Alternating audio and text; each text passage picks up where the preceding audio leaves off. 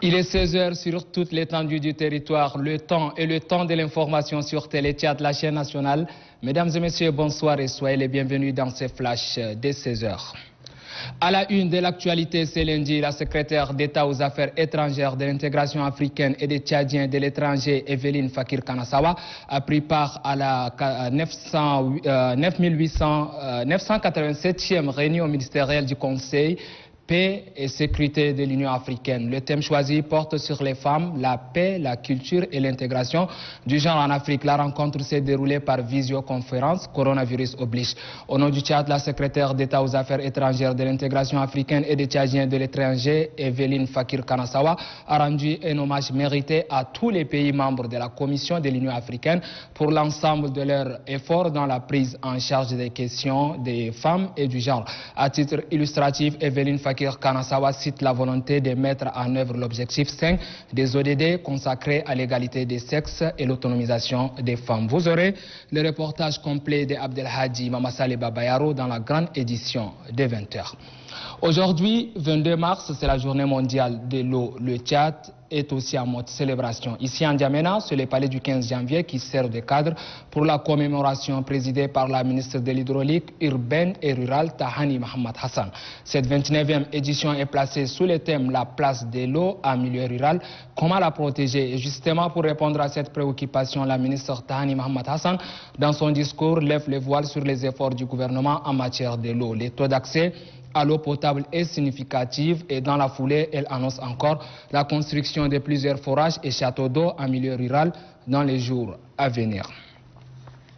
Changeons du décor et des sujets aussi, mais des sujets qui mettent en lumière les efforts du gouvernement dans d'autres secteurs. Belle transition pour parler de la campagne de vaccination contre la rougeole couplée à la vitamine A et omébendazole. Le coup d'envoi est donné ce matin dans la commune du 8e arrondissement par le directeur du cabinet du délégué général du gouvernement auprès de la commune de N'Djamena, Ali Adoum. Pour lui, le gouvernement et ses partenaires œuvrent inlassablement pour l'amélioration de la vie du couple mère-enfant.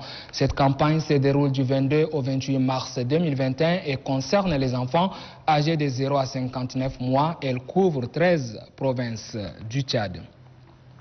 On en vient au chapitre religion de ce flash. La confrérie Tidjania section de Birbarka de concert avec le complexe An-Nadja Al-Hamid pour l'enseignement du Coran vulgarise les connaissances en islam à travers des livrets qui mettent en relief la vie et les enseignements du prophète de l'islam, Mohammed, paix et bénédiction soit sur lui. Plus de 400 fidèles musulmans prennent part à cette formation au cours de laquelle le Coran a été récité plus de 1000 fois.